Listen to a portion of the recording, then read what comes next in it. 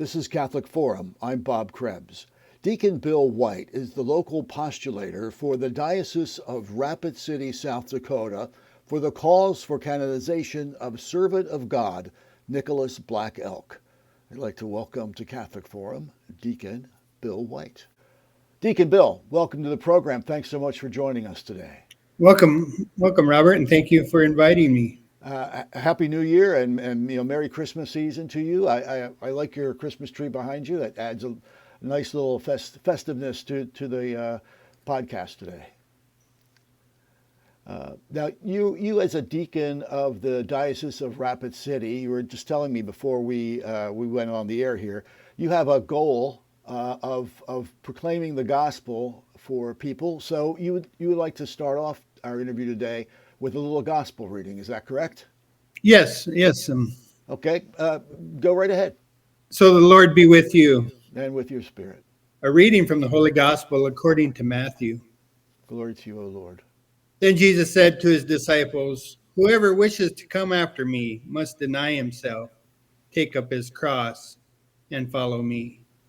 The Gospel of the Lord. Praise to you, Lord Jesus Christ. You know, Robert, there are two reasons I read from the Gospel today. And one, it is said that Nicholas loved the Gospel. And we can all agree that Nicholas carried his crosses during his life and carried his faith throughout it all. The second reason is, as a deacon, I'm called to proclaim the gospel. And I kind of have a target, like you said, to reach 100 people a week with the gospel, proclaiming it outside of the liturgy. No, I hit it like the last 9 times last year. And this is probably my 8th time this year, I think. Wow. So, great, that's terrific. So hopefully, if our listeners are listening on a podcast or if you're viewing this on YouTube, go ahead and share it and help Deacon Bill to meet his target goal. I usually run about 70. I average about 70 a week. So yeah, we're gonna bypass that for sure. So we're going to talk about servant of God Nicholas Black Elk, whose cause for canonization is being promoted by your diocese, the Diocese of Rapid City. Before we get into that, Deacon Bill, tell us a little bit about yourself, if you would, please. So I'm a deacon on the Pine Ridge Indian Reservation. I am an enrolled member of the Oglala Lakota tribe here in South Dakota, and I live on the Pine Ridge Reservation with my wife, Terry, and we have 5 kids and a lot of grandkids. Wow. You know, I had an uncle, Collins Clifford. He was married to Kate Clifford Black Elk, and Kate is actually Ben Black Elk's daughter, so she would be a granddaughter of Nicholas. So I have family that are actually Black Elks. So. Wow.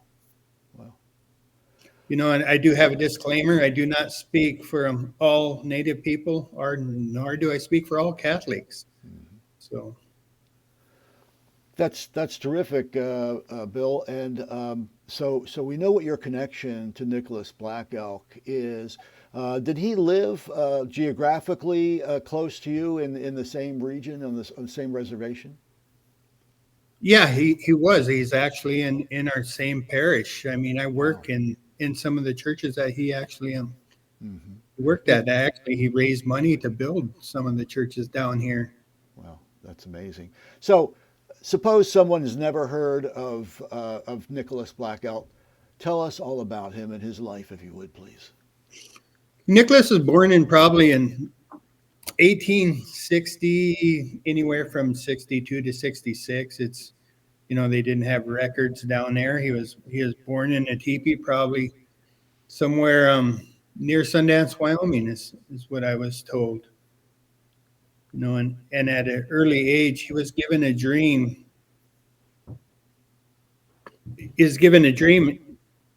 A vision about how we must all live together.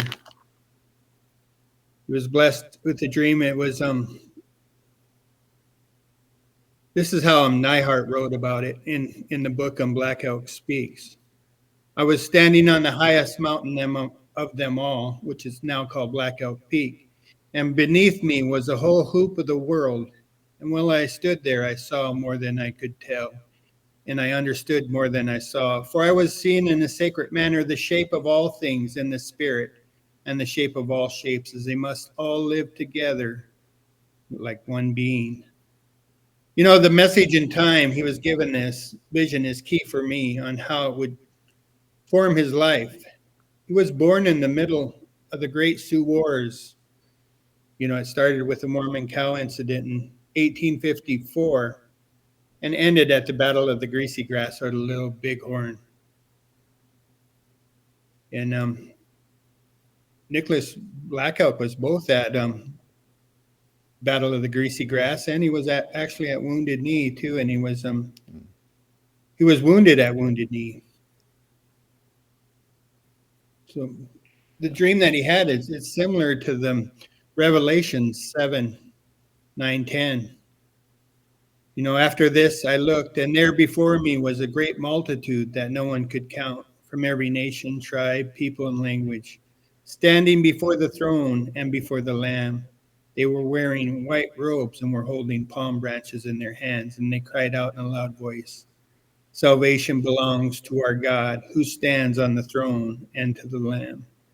Those are very similar, I think, in the writings. And although it was Neihart's, he was a poet, but it was Neihart's words and not Nicholas's. But Nicholas's words were same. I mean, it was that we must all live together, and he was given to that as a 9-year-old boy in the middle of where the Great Sioux Wars. So, and that went on to form him. You know, so after that, he did spend 2 years in Europe with a Wild Bill West show throughout Europe, and he got separated from them, and he actually lived in Europe and in France for 2 years, and he was able to witness Catholicism and Christianity back then. You know, you can always see that God was kind of forming him in his whole life.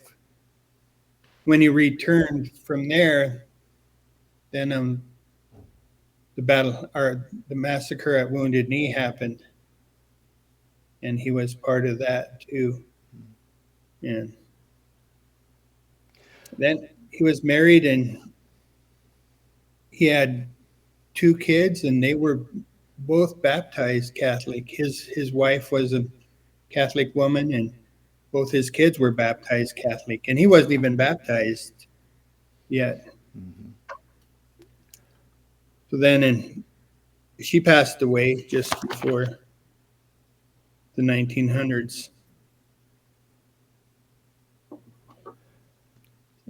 And in 1904, he was baptized a Catholic, and he went by Black Elk prior to this. And then upon his baptism, he was picked as Saint Nicholas because it resonated with him, you know, and his works toward the poor and his generosity and stuff kind of stuck with him. So he started going by Nick or Nicholas right after his baptism. And then so what year was that, roughly, that he was baptized? 1904? 1904. Mm-hmm. But he was known as a very spiritual person even before.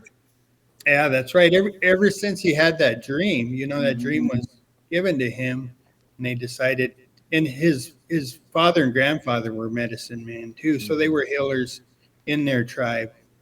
And is that usual that the father or grandfather would pass that down to their son, the position of medicine man? You know, yeah, I think so. Yeah. You know, it's kind of the family business. Right. And yeah. And then he first enlightened about Catholicism in France. He saw the French Catholics. Is that what you think? Yeah, and he actually he wrote some papers prior to 1900 too for a Protestant paper on the eastern side of the state. I see. And he wrote some articles during that time too. Yeah. Then in 1904, when he was baptized, then in 1908 they had him come work for the Catholic Church down here at Red Cloud. And that's who I'm a paid deacon, I guess. And I work for they call it Makpialuta. That's a Lakota word for Red Cloud now. But so I work for the same organization that he works for. Wow. Wow. You know, and That must be like amazing to be able to have that connection to him through your family, through your work, and then now being the one of the promoters of his cause for canonization. yeah, when they asked me to do it, Deacon Marlin, God rest his soul, he when I was in formation to becoming a deacon, he said, Bill, he said, the deacon the bishop needs to know your name. He said, if you're a postulator, he said that would put you in front of the bishop, and he would know your name, and that would help in my goal of becoming a deacon. So that even happened before you were ordained.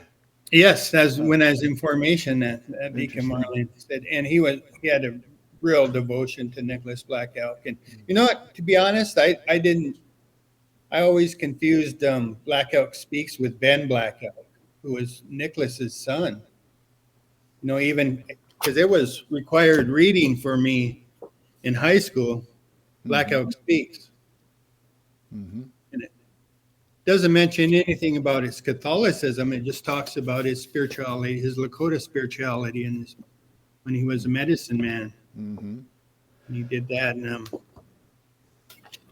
then it was John Neihart who came down here. He was an anthropologist, and he was a volunteer working for Red Cloud. And he just happened to come out and talk with an elderly woman sitting on a bench, and she turned out to be Lucy Looks Twice, who was Nicholas's daughter. And he spent 5 years with her, just with a friendship and gathering her story. And he came and he wrote this book, Mm-hmm. Nicholas Black Elk, Missionary Man, Medicine Man, Missionary, and Mystic. And that's where he mentioned the second half of Nicholas's life and working for the church. And So and if someone wanted to learn the most about Nicholas Black Elk, you have to read both. So you got both sides of the story. yeah, you know, Black Elk Speaks has its place in here because that's well read throughout the whole world. Yeah. Yep. It's been reprinted in several languages, and so I mean, he put that name of Black Elk out there to everyone, and now everybody's hearing the rest of the story. The rest of the story, yeah, right, right. He worked for the church for 30 years down here. He took his Catholicism very seriously. So talk about that, if you would, please. Talk about how he ministered during his time as a Catholic. Yeah, you know, there wasn't priests. I mean, they didn't have probably mass. My mom grew up down here and she said that they had mass one Sunday a month, and they called it Church Sunday. And that was well celebrated because it's only once a month, and they would gather. You know, so Nicholas, when he wasn't around priests, I mean, he actually proclaimed the gospel, and he visited the sick, and he's recorded bringing over 400 people into the faith. Wow. I think he was godparent to like 115 of them. Wow. It's amazing. Of those. Yeah.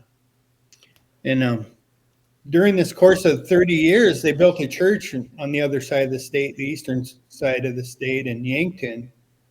And they didn't have a priest to put there. So Nicholas, and he was a catechist. So they didn't have a priest, so they sent him out there to Yankton for 2 years. They came back and it said that he had like 70 followers. 70 people attending his services. Wow. Weekly. And they did the same, sent him up to Sisseton for a year or two as a catechist. You know, that's what we have to show is heroic virtue. And you're sending someone to run a church. Yeah. just who just received the faith, and he's doing services and bringing people to Catholicism. They sent him down to Wyoming too, and down to Wind River, and he went down there, and there was a language barrier. The Arapahoes or whatever tribes down there, and he was frustrated. He was going to leave, and the people there said, "No, just stay here. We can work through this." And I think he ended up staying down there for like a year. No, and he traveled all over and proclaiming the gospel. And he didn't inspire me to be a deacon. Like I said, I was already in the formation, but the more I read about him, the more that I kind of adjust my ministry to. Because Yeah. in 1919, they took him to Sing Sing, New York, to do jail ministry there, and so he spoke with them, and it said that they gave him a standing ovation there in Sing Sing. So when I heard that he's doing jail ministry, so I do jail ministry down here. I go every week and proclaim the gospel there. That's where I get a lot of my numbers. But It's amazing. He was doing as a catechist of his time and era. He was doing what deacons do. Pretty much now post Vatican II. So he was ahead of his time in that regard. yeah, and that's kind of what they said too. As catechists, we're similar to a deacon down here, the roles that they had, because there wasn't priests, and I mean, the reservation is pretty big. So yeah, no. I read where it said that Nicholas Black Elk was fully Lakota and fully Catholic. What does that mean to you? I think you have a relationship with God, and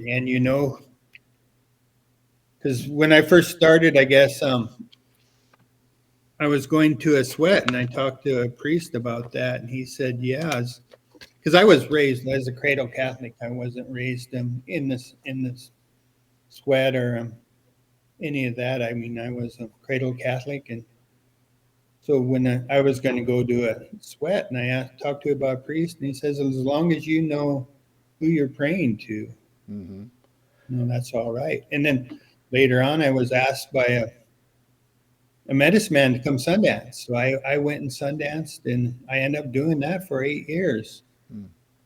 I danced Sundance, and the medicine man came running up to me one day because they knew I was Catholic, and he said, "Bill," he goes, "you got to hear this tape." He goes, "I found," and it was about Ben Black Elk, who did a recording in for the South Dakota Department of Tourism, probably in late '60s or early '70s. And in this recording, Ben says, he said, growing up, he goes, I thought I had two lives, my Catholic belief. He said, my Lakota belief. And he said, the older I got, the more they merged into one. Mm. But he went on to say that a lot of people don't know it, but my dad was a catechist in the Catholic Church. So that's kind of, I mean, all prayers are sacred. They're all paths lead to God. God will get you there. Right. I believe him. So, Bill, tell us about Nicholas's cause for canonization. When did that get started, and how is it going? It started in 2017, and we got the initial work done and sent to Rome. And last we heard, it's working its way through the channels in Rome. And then we're just waiting for him to become venerable. He's servant of God now, and then he'll be venerable. And then after one miracle, he'll be blessed, and then after that, he'll be canonized. Yeah, it's a long process. Yeah. Yeah, it is. Well, like for Saint Kateri, it took 112 years. Mm. I don't think this will take long. I keep thinking I'm going to hear something back from the Vatican anytime. I mean, Yeah. Well, if it's God's will, right? That would be Right. terrific. Yeah, and that's just it. I mean, we had our first postulator, a Roman postulator, is Father Escalante.